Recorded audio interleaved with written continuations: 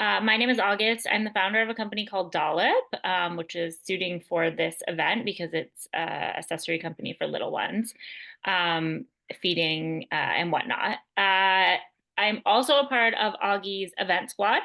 Auggie is the number one platform for parents to find a community, share recommendations, and learn from experts. So I'm really happy to be a part of this picky eating and toddlers event hosted by Veronica La Marca, the picky eating expert. I'm excited because I have a toddler, so this works perfect. So let's dig in. And Veronica, whenever you're ready, the floor is yours. Amazing. Thank you. Thank you. So I'm Veronica La Marca, and you have to excuse my voice. I'm just getting over being sick, and so I still sound like really nasally.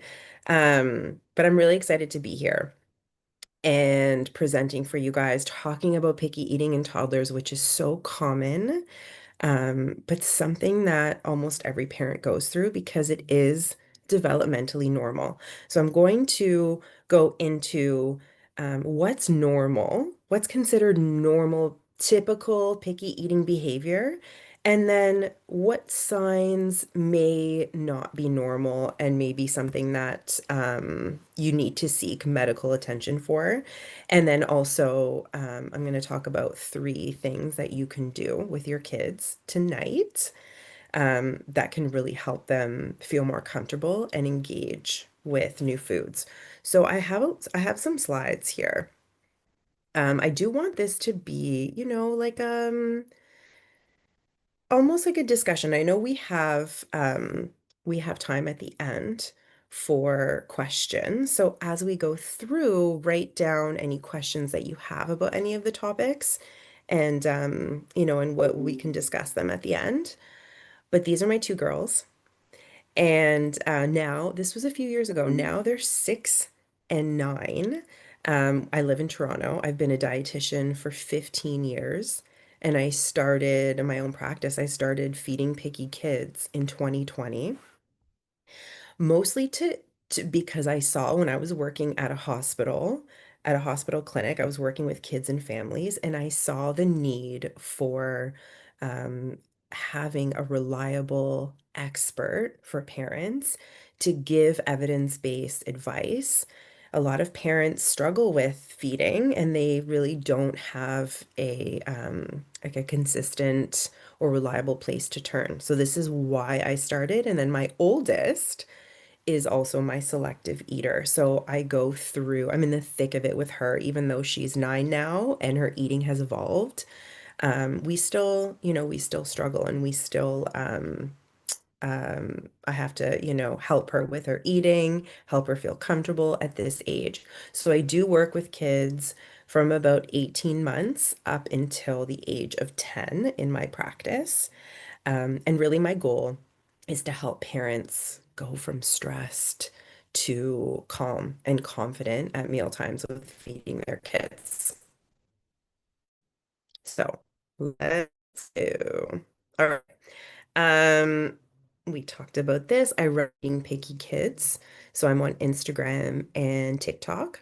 And also, throughout the 5 years, almost 6 years that I've been doing this, I created a program called the Fight to Bite Method. So it's a one-to-one program where I work with families, and we get into the nitty-gritty of their kids' feeding, and I really help their kids improve the variety that they eat or improve their nutrition, help them grow, help them get the nutrients that they need. Okay. So today we are going to go over what's normal, what's not, and then I'm going to give you the tools that you can use tonight to help your kids eat better. So picky eating really exists on a spectrum. So there's definitely normal picky eating behaviors that almost all toddlers exhibit some of these behaviors, and we'll get into that. But then there's also more extreme picky eating. And in my practice, I see kids along this spectrum. Some parents want to nip it in the bud right when they start seeing that their toddlers refusing foods and throwing food. They want to get to the root before it becomes a bigger issue. And then I have some parents who their kids have been extreme picky eaters from the very beginning. Um, all right. So I'm gonna tell, I want to tell a story about a mom and daughter, and I want to see if you guys can relate to this. Okay. So Lisa is a mom to 2-year-old Myra, and Myra wants to get out of her high chair only a couple minutes after her meal. Or sorry, only a couple minutes into her meal. She started pushing away her plate. She started only taking a few bites. She'll also say no, no, no to foods that she used to eat, like roasted chicken and broccoli and chickpeas and potatoes. And now, because she's getting out of her high chair, she's eating less at meal times.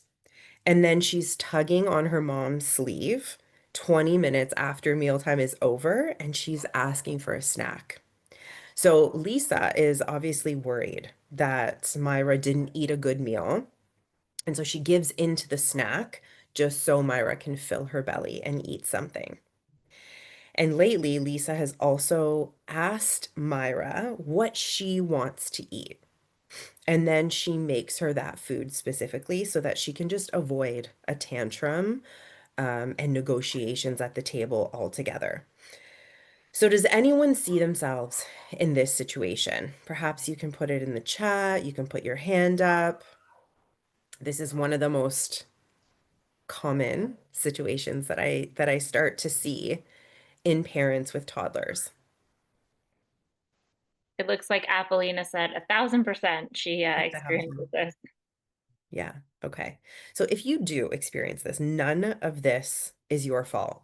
This is how normal, typical picky eating can start. And then it can start to spiral out of control. And we'll talk about the spiral as well. So just because this is normal, it doesn't mean it doesn't stress you out, or it doesn't mean that you have to suffer through it. So we'll talk about your options here as well. Um, so picky eating usually starts after about a year. So between 12 to 18 months, the behaviors can start to show. And then it research shows that it peaks between age 2 to 4. And it's, like I said, absolutely developmentally normal, but there's even an evolutionary reason why it's considered normal. So kids experience neophobia, which is the fear of something new. And this goes back to a theory from the hunter-gatherer era where toddlers, once they start walking, they're able to leave the village, go into the forest, put something, a potentially harmful berry, poisonous berry into their mouth. And so this protective mechanism of having them become skeptical of new foods evolved to protect them from that. So it can exist all the way up until, obviously there's different causes for picky eating, and we'll get into that. But in general, picky eating can go all the way, into teenage, adult years. But this is the developmentally normal part of it and when it can start. Okay. So why do toddlers suddenly hate foods that they once loved? And the bottom line is they're really not trying to be difficult. They want to feel safe and they want to be in control. We'll go through each one of these reasons. The fact that growth slows down as they become toddlers. They also want to have autonomy. They want to have a say. And then, of course, the evolutionary influence or a fear of new foods. And it's also a sensory, we eat with our senses. We have 8 senses. And when we're eating, we use all of them. And sometimes going into toddlerhood, senses can change, or the tolerance to different textures, different smells, can also change. So we'll get into this reason. This is the dreaded, they eat something one day and then they won't eat it the next. Or one day they eat a ton, they eat more than you do at meals, and then the next day it seems like they're just, they're eating next to nothing. They're um existing on air. So this is also very normal. And as babies become toddlers, they actually need less calories because their growth slows down. So even though we assume that they're more active, they're on the go so much more that they actually need more calories, they need less because they're not growing as fast as they were when they were babies. If you think about that first year, babies double or triple their birth weight, and then growth starts to slow down after 12 months. Something that can also change and kind of influence these picky eating behaviors that start to show is that their taste buds can change as well. So they may have been super excited about beets when they were babies and or foods that you're like, okay, my baby loves like any kind of vegetable, or they get excited about new foods and they want to touch new foods.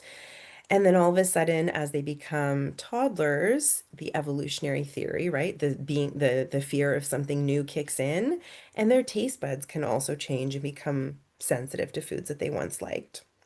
And so this appetite fluctuation is also very normal. So if you have an assumption, if you think that or an expectation that you want your kids, especially toddlers, to eat the same amounts for breakfast, lunch, and dinner every single day, then that expectation can set you up for disappointment because it is normal that their appetite ebbs and flows, depending on whether or not they're sick or they're having a growth spurt, maybe they're more active. This is all going to affect their appetite. So the fact that their appetite changes every day is absolutely normal. It's frustrating for parents, but it is absolutely normal.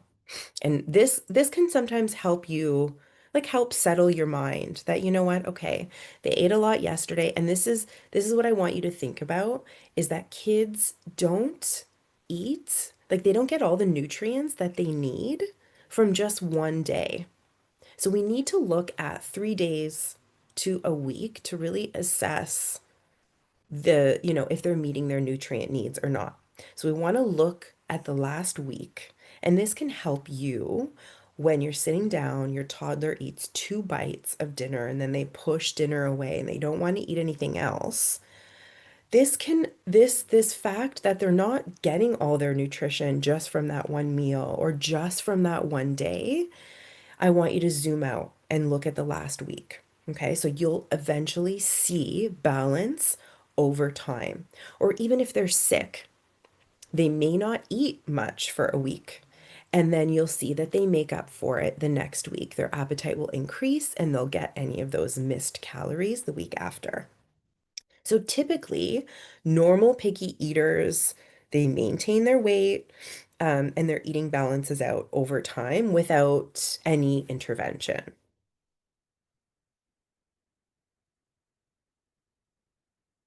So sensory, this is a big component. This is something that most occupational therapists that work in the feeding space, this is what they deal with. I do work with, like I said, we use all 8 senses when we eat. And it's a big component of feeling comfortable with new foods, getting used to different textures. And so babies before the age of 12 months might really love squishing food in between the palms of their hands, wiping it all over, putting it on their face. Like they're really getting in there. And then that might change as they become toddlers. So some kids will gag or spit out foods as they transition to different textures, which can be normal. They might be more sensitive to the way food smells. So they might not be as open sensory wise as they were when they were babies. And this is absolutely normal.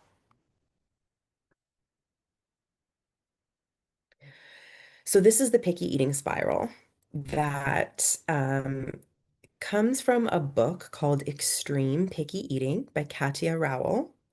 And it goes over the fact that some kids start as typical picky eaters, but over time, their picky eating spirals out of control. And then parents get stuck in this behavior loop.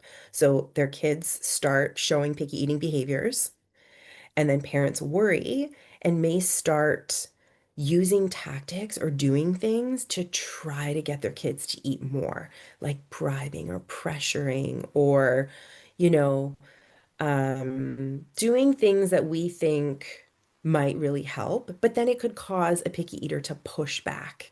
And then again, it causes that cycle to turn and turn and turn.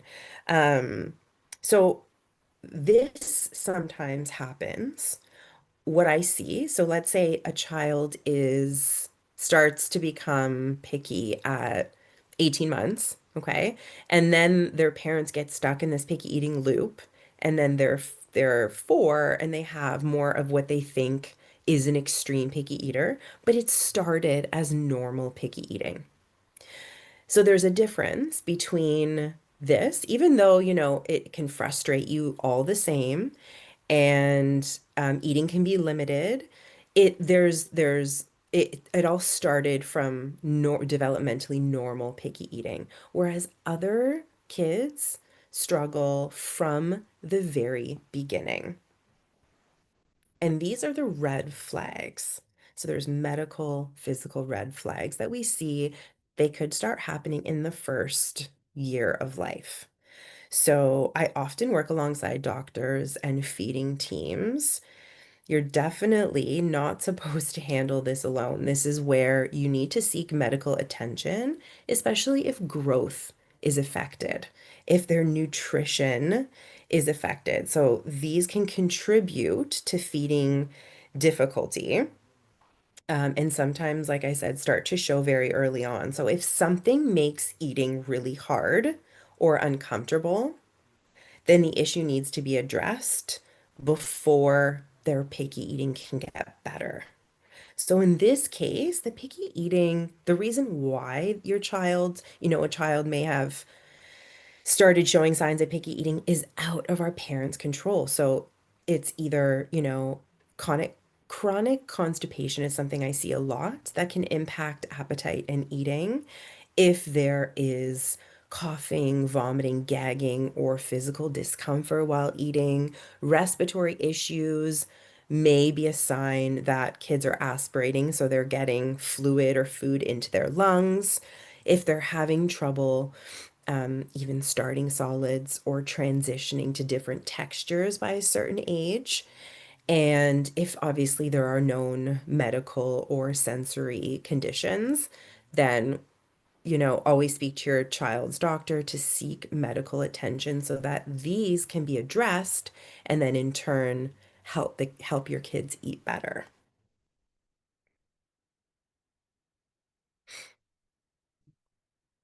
All right. So regardless of the cause of picky eating, um, wait, I want to go back. Yes, okay. So regardless of the cause of picky eating, it could, at the end of the day, a stressed parent needs support and needs help, and the picky eating needs to be addressed. So there are some behavioral signs, okay? So signs that you may need to get more support or help for your child and for yourself. If your child eats less than 20 foods, so this is a big one, or if they absolutely need distractions to eat and you feel like you're at your wit's end, you don't know what to do, they won't eat without a screen, without a tablet, without the TV. If they keep dropping foods from their diet and they're not picking up new ones easily. So if they're not, if they need a ton of pressure or encouragement to eat or pick up new foods and it's very stressful, that can be a red flag. If they have really big feelings around food or meal times, if they can't eat outside of the home, so there's a lot of anxiety or stress with eating at restaurants, families, friends' houses or other houses, or if they refuse entire food groups. So as a dietitian, that can be concerning because they might miss out on a whole group of nutrients. Let's say if they don't eat any protein or any vegetables or fruit. So, any of these signs can obviously cause parents to dread meal times if you're not sure what to do. And when parents start dreading meal times, even more than your child does, this is definitely a yellow flag or a sign to seek help or support. Okay. So trust your gut. If you think there's something going on, if you think even if you address it with a health professional and they um you're invalidated, you can always get a second opinion. And it doesn't always have to be on the extreme end. Like I said, I have clients that it's it's normal taught behavioral like toddler picky eating, and then there's some that are more extreme that have ARFID, or more extreme picky eating where their diets are really limited. Okay, let's get into the nitty-gritty. What does help? Okay, so what can you start doing tonight to bring calm and curiosity back to the table if you're struggling with a picky eating toddler? So the division of responsibility is like the gold standard of feeding kids. You may or may not have heard of this. This is Ellen Satter, so a researcher back in the 90s. She's a dietitian and a social worker that basically set boundaries with what the parents are responsible for and what the kids are responsible for around meal times. There is a lot of nuance to this. So sometimes, in social media, you might see that parents are, involved, parents are responsible for A, B, and C, and kids are responsible for C and D. Sometimes these lines can get crossed, and that's where feeding issues can start. But there is nuance. So that's why working one-to-one with families has really helped me see where the family is coming from, what they're struggling with, and how I can help them hold those boundaries around the division of responsibility. So basically, parents are responsible for what you feed your kids. So we're in charge of setting the menu. If you think about asking your kids what they want to eat, so if our kids were in charge of setting the menu, what do you think your kids would say? You can put it in the chat. What would be foods that they ask for on repeat?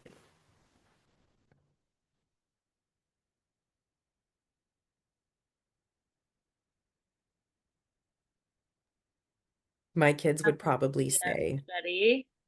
We got a what's spaghetti. that? We got a spaghetti. Spaghetti? My kids would probably like they would ask for hot dogs, pizza, ice cream. They would narrow their own diet if they're responsible for the menu. So we are in charge of what we're serving our kids and setting that menu. We're also in charge of where meals happen in the house. So are you walking around chasing your toddler trying to get a bite in? Do you let them eat in front of the TV? Are they eating in the playroom with a plate next to them, constantly grazing? So it is important to set more of a consistent place, where everyone knows we come together and this is where mealtime happens. And we are also in charge as parents of the when. So, if kids are constantly wanting to graze, this can definitely impact, um, this can impact how well kids eat when it does come to mealtime. So you might feel like your kid wants to snack all day long, but then when it comes to sitting down for a meal, they're not hungry all of a sudden. And so this is why having more structured meal times is really important. So this is more higher level of the who is responsible for what. Now, what kids are responsible for is if they eat at all. Okay, so whether or not they eat, how much they eat, and the order that they eat their food in. So sometimes if you remember a time where you're watching your kid eat something, and sometimes I do this where I sit back and I try not to say anything, but my daughter will eat, let's say, all of the rice on her plate, and then she wants more rice. But she has protein on her plate, she has vegetables on her plate, but she's only eating that one thing. And oftentimes she will go for the other foods there. But if I had intervened, if I had said, no, you can't have more rice, or make sure you eat your vegetables first, or make sure you eat your chicken, that could cause pushback from her. So if we just let our kids decide how much they eat, whether or not they eat, and the order that they eat their food in, um, it can really help to clear up these roles. And this is where power struggles fade away. So often the cause of, meal times that are not as enjoyable is because there's some kind of a power struggle there. If we're overstepping our boundaries and trying to, get our kids to eat something, have one more bite, try this, try that, finish your plate. There was actually a study done where parents were being observed at meal times, and it was found that parents said something about food like 30 times on average within the meal. And you could probably think, like, sit back and really think about that. Like, yeah, I do. I'll either say, sit on your bum, or, it's time to eat. Like, sometimes my girls like egg each other on, or there's always, something at meal times, and we're always kind of hovering over our kids' shoulder. So if we let go of that need to intervene with what they're responsible for, it really helps to decrease our struggle. It can take the pressure off of both of you. Right. Safe foods or so most, in the online space, mostly we refer to them as safe foods. I call them accepted foods or preferred foods in practice. So it is really important to always have at least one accepted food on the table, on the plate that your child feels comfortable with and that your child can fill up on. I put these examples because, most common, a lot of the kids I work with like those beige foods. But a safe food, for example, could be a cucumber. Okay, so let's say your child's safe food is cucumbers. It may be hard for them to actually fill up on cucumbers at a meal. So in that case, I would recommend adding another accepted food. Helps them feel safe, helps them trust you that there's going to be something on the table that they're comfortable with that they can eat. And so this is also going to decrease resistance and decrease any battles or any pressure that they might feel at meal times. Now, I always get the question, what if they only eat their seafood? And sometimes this might be the case. So they might not feel like trying anything new, and they might just want to eat the French fries and then run off to go play. Remember, we're not just focusing in on that one meal. We're going to zoom out and look at the nutrition that they get over several days. So let's say for that meal, they may just have needed a source of carbs, a lot more carbs, because carbs, carbs give energy. And that's the biggest source of energy that they need to grow for their brains to function. So, there might not be anything that they're not missing out on a ton of nutrients if they only eat the carbs at that one meal. Okay, so a lot of parents also ask, if I give them these nuggets, they're never going to try anything new. And this is where I work closely with parents to come up with strategies to help their kids expand. So the accepted food is really important. But would you also offer a new food? Would you put a new food on their plate or put a new food on the table? And this is also very important because if you don't offer it, they might never eat it.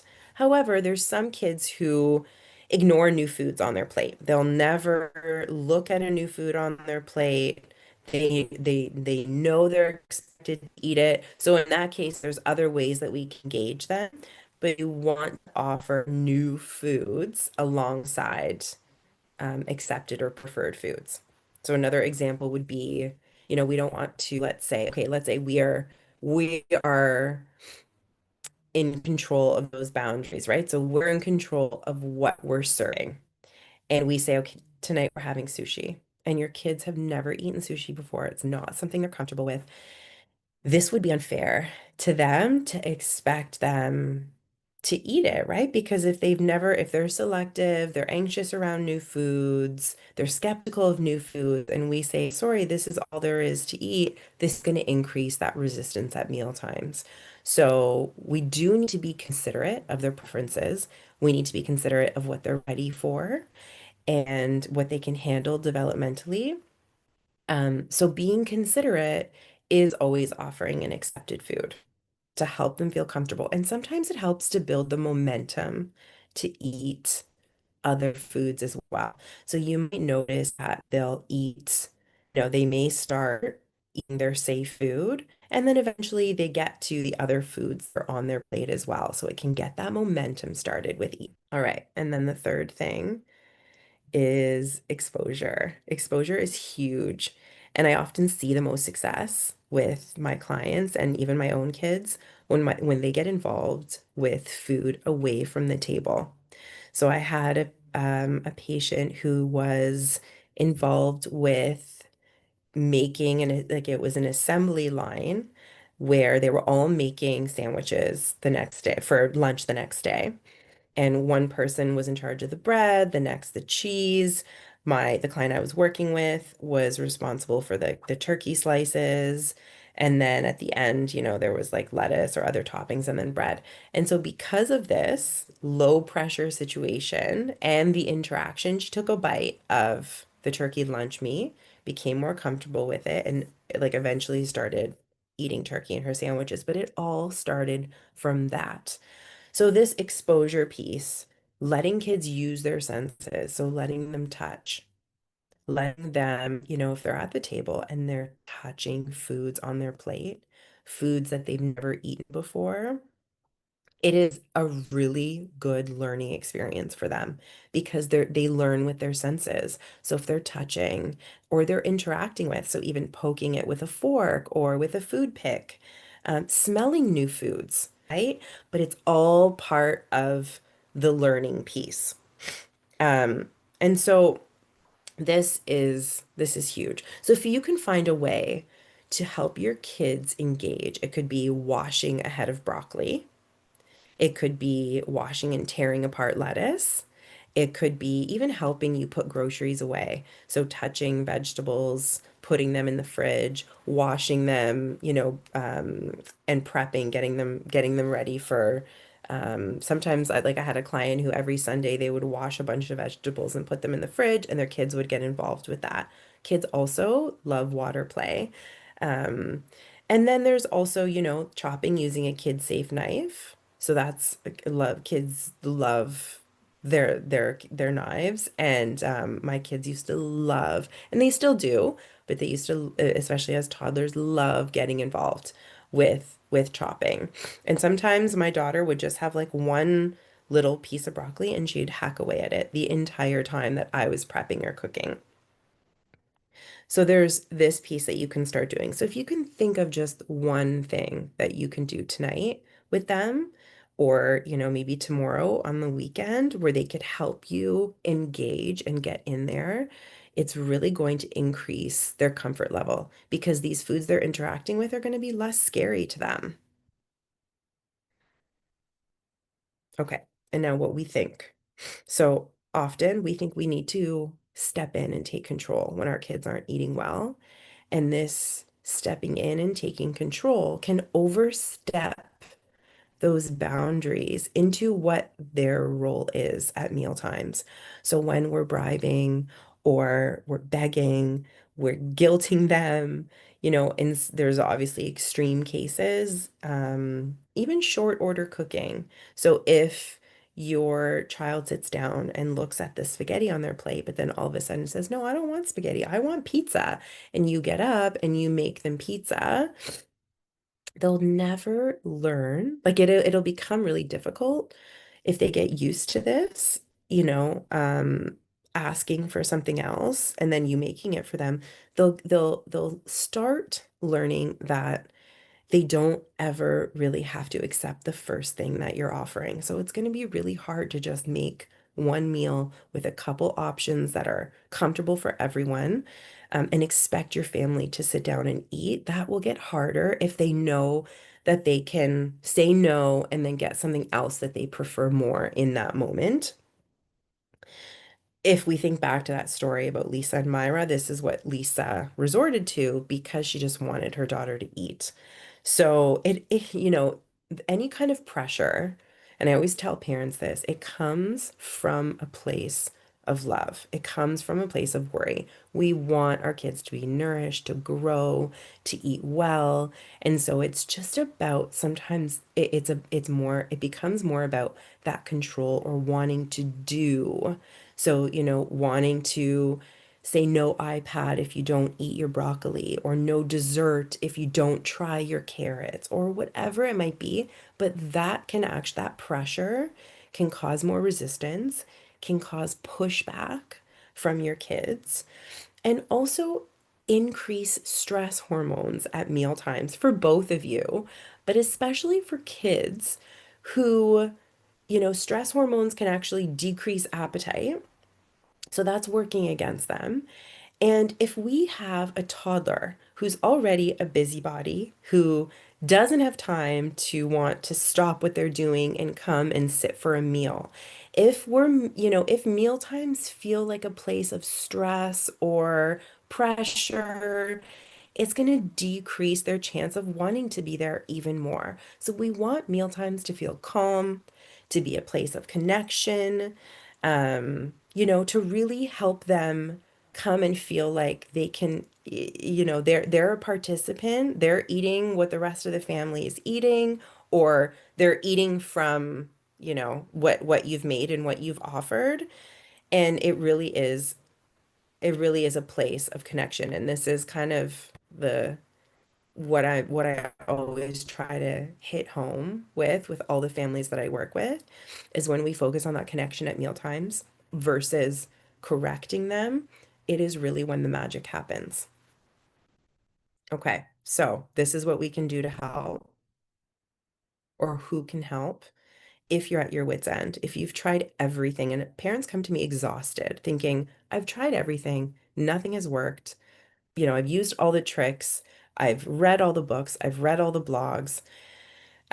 Sometimes it is difficult, and I tell them it's difficult to do it on your own, because if something doesn't work, let's say you try a strategy and it doesn't work, it's easy to just give up and say, that didn't work. My kid's resisting it. But if you work with a health professional that can help you with a plan, help you come up with a plan B if things don't work, that is really where you're going to feel supported. So you always speak to your family doctor or pediatrician. If there are other causes for picky eating, like allergies, or GI issues, of course, those specialists can help. Registered dietitian, which is the trade that I work in.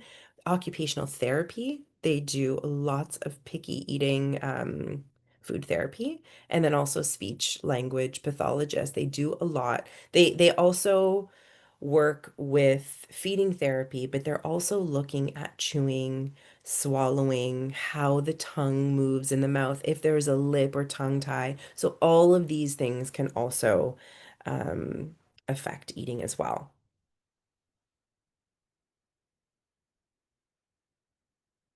And now this is why I created the program that I did. So after all of my clinic experience, or working with patients, and then taking courses, I've taken courses in SOS, approach to feeding, the division of responsibility, and also responsive feeding, which is really great if you have a toddler. Responsive feeding is amazing, but this is why I created my coaching program. So we really build a personalized plan that fits your family, and we come up with strategies that are doable. Little tiny changes that we implement that can make a big, big difference. Okay. Also, I'm going to close out. It really is helping them learn to eat. So just like learning how to swim, learning how to ride a bike, learning how to read. For some kids it's it's a lot easier for them. things may come easier to them. And for other kids, it might take more time and practice. So if we think about kids learning how to eat is learning. It takes practice, it takes patience, it takes support. And this frame of mind might really help you think they are learning. You know, sometimes we can't expect them to see a new food, put it in their mouth and eat it because it's not as easy for everyone. Just like I wouldn't expect my kids to get on a bike for the first time and just know how to ride a bike. So with that, let's jump into questions. I think we have a good amount of time for Yeah, questions. if anyone wants to drop their questions in the chat here, Veronica can start answering some questions for I'm you. gonna stop my share. Yes, perfect. Let me go into the chat. I don't see any questions yet. I'm sure.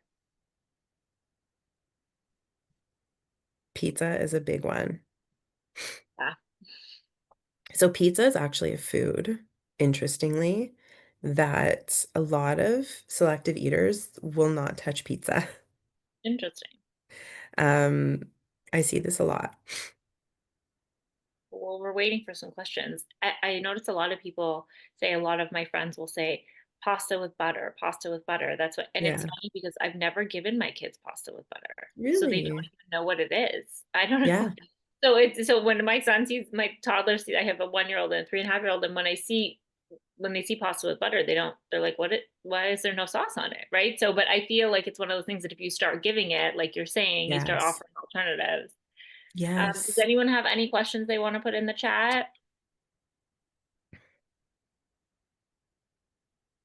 That's like mac and cheese, August. So I've never given my kids mac and cheese. And now I don't want to say they just have never eaten it. Right, right. Yeah, And that's it's almost like, well, I don't know what that is, you know? yeah, So, exactly. So when mhm. my son sees the pasta with the butter, he goes, "Well, where's the tomato sauce?" Aw. So, um, but it's interesting. I feel like you learn a lot when you have dinner at other people's houses and see how their children eat, and then like their safe foods are different from your kids' safe foods. Okay, we Mhm. have a question here. Mhm. Um, I have twins. Both of them have different preferences at times. What do I do at that time? It's really difficult to decide. Please suggest. Yeah, that is difficult. So, most kids, like my kids also have different preferences. And when I'm meal planning, and when I'm trying to figure out what to feed my family, I always try to make sure, again, that there's, at least one thing on the table that both of them feel comfortable eating. So, an accepted food is a food that they will eat 75% of the time that it's offered. So, it's mostly a sure thing. Now, with toddlers, it could be like one day they like it and the next day they don't. Okay, so when this is the case, I wouldn't suggest getting up and making something else. I wouldn't also suggest saying, but you liked that yesterday, you have to eat it, you love this. Like one thing you can say is, okay, you don't want to eat that today. We can try again another time. And then if they refuse, like if they don't want to eat, then there's always a snack coming up later. Like there's always something that where we can like offer them something else after dinner or after that meal where they can have an opportunity to eat something so they're not going to bed hungry. If anyone else has any other questions, but I'll tag on to that question that she had. So after, let's say an hour later, they didn't eat their dinner and they're hungry and they didn't want that safe food, like you're saying. Hmm. Uh, what would you suggest good items are before bed?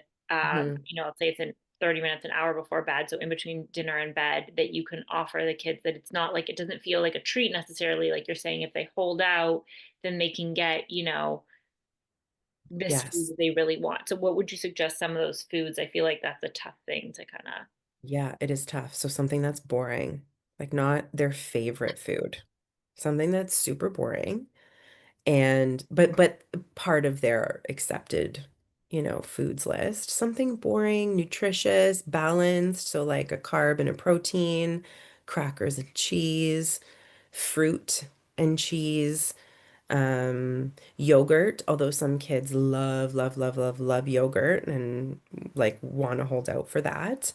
But something like, for example, I wouldn't give cookies or bear paws or chocolate milk, like anything that they're going to say, no, I won't eat this because I'm just going to wait for my bedtime snack, Maybe not something right? that covered, maybe Yeah, something. exactly. Something that is, like I said, like something obviously you don't want to be, some parents will do oatmeal. Obviously, you don't want to be like cooking again at that time. So if it's easy and you can throw it together, you could do like vegetables with a dip, for example, um, fruit with a dip, crackers in a dip. So something that's super easy and simple. The nutritious though. Okay. Another question is my toddler used to like and eat carrots with a protein for dinner or lunch. Hmm. She has been rejecting carrots at mealtime. Is there a way to offer it again, maybe a day later or so? What approach is best to reintroduce a veggie into a meal? That's a really great question. So, reintroducing is fun because most foods you can think, okay, carrots is actually what I always use as an example. How many different ways could we serve carrots? So, we can serve them cooked, like steamed, we can serve them roasted, we can serve them raw. We can serve them as baby carrots. We can serve them as like long carrots that you've cut into coins or that you've cut into like strips, grated carrots even. Sometimes a good way to reintroduce um, is to serve them with something. So like inside a muffin, so carrot muffins. That could be a good way. So if they've stopped eating something served a certain way, I would try reintroducing it, but cooked or prepared in a different way and see if that piques their interest. Sometimes when there's refusal like this, I suggest giving it a good break. Give it a 2 week break. Maybe they just need time to reset. They have a break from it. And when you reintroduce it, you can try reintroducing that food cooked a different way, for example. Or you can try cooked the same way that they're used to. And after a break, they might be more willing to accept it again. That's interesting. I feel like Hmm. sometimes as adults we even like we go through it an era where we're like really into like this breakfast every morning and A then hundred percent. right move on to something else. Yes.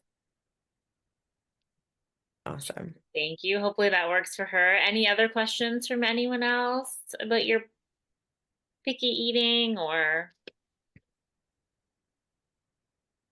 I don't know if we have any other questions. Let's see.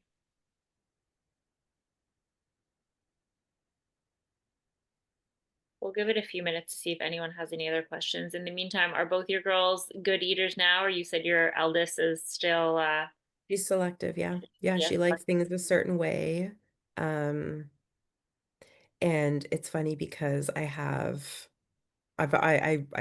started solids with both of them the same way. We did a combo. We did purees and baby led weaning.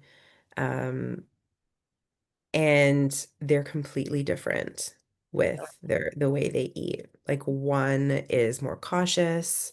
She responds to pressure differently. So if I were to ask her to try something, she would say, "Oh, I don't want to try it, but I know you want me to try it." Like she would get anxious about it, whereas my other child would either try it, not try it. She'd just move on. She would say, "Okay," and she'd try, or she wouldn't, and it doesn't bother her, right? So every kid responds to pressure differently.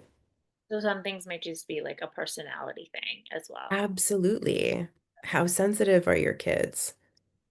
All My right, kids we have take a another long question time. here. My kid takes a very long time to eat, and it was very stressful. Now they are eating while reading books, so it's calm while eating. But when will they eat? When will they eat because they're hungry or understand the whole purpose of eating? They're just eating with the distraction right How old are your kids, Ramya? now. Ramya, how old is Did kids? we go? think she said twins, Oh, right? there's six. Yeah. Okay. Well, I would try to go backwards and think about why they're taking a long time because usually there is a reason for if a child takes a really long time to eat, there's a reason behind it. Um, so I see that you've kind of made it more calm by introducing the books, which I think is good. Like there's a distraction. But if they're eating,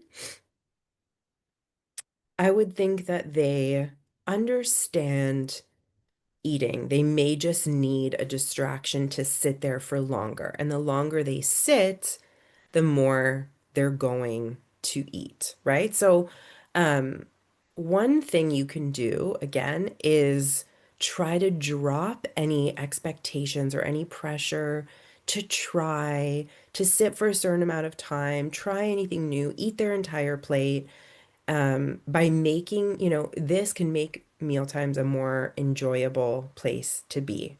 Now, some kids do need distractions, and that's not the first thing that I take away or say, we've got to get rid of the screen or we've got to get rid of the books. Sometimes it really helps a family and it helps kids sit and eat. So we have to also look at the reason why behind behind using distractions. But um that what you said about when will they eat because they're hungry or understand the whole process of eating, um, then I would think, are they coming to meal times hungry? Like, are they snacking or grazing too close to meal times? Are they, um, like what is not causing them to come to mealtime hungry and how can we help them get there? And come to the table hungry, interested in eating, ready to eat, ready to try new things. And sometimes pressure can help this. Sometimes it's grazing or like, if they even if they ate a half an hour, even if they took a bite of something 30 minutes before a meal, that can sort of level out their appetite just enough that they come to the meal and they're just not hungry or interested in eating. So there's a 1 hour gap before their dinner time. So this might not be long enough. Like maybe they need 30 or an hour and a half. Like you need to tack on 30 minutes to that and just kind of test it out and see if that makes a difference. And also with toddlers, so I know you have 6-year-olds, but with toddlers, they prefer to graze a lot of the times. Like they have small stomachs, they're busy people, they don't want to stop. And so they want to just like snack on little things all day long. Busy. And what's that? They're busy people. They are They're busy. busy people, right? And they have like their stomachs are small, so like a handful of goldfish might satisfy them for a half an hour, but then it doesn't really last for that long, so they want to graze again. So this whole grazing piece, especially in toddlerhood, can become a big problem, and this is where they sit at a meal and then they're just like, "No, I'm not hungry." But then in 20 minutes they are hungry. So if we can prevent that grazing from happening so that there's more structure, like there's more, this is when your mealtime is supposed to happen. And I think doing another talk on the whole structure of meal times is really important because often it's one of the first things that I do with parents. But that can really help set your kids up for success is not allowing that grazing so much, but more set, structured meal times. Right. I think that makes sense. I hope that answered your question.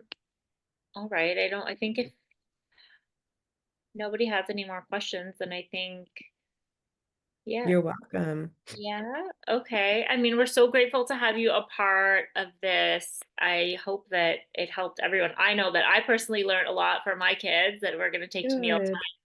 time. And I'm sure everyone, can listen to this recording and if they have any questions later, reach out. Um, Yes.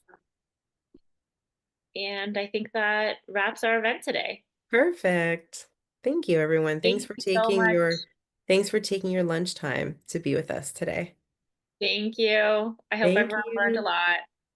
Bye, guys. Thank you so Bye. much. Take care.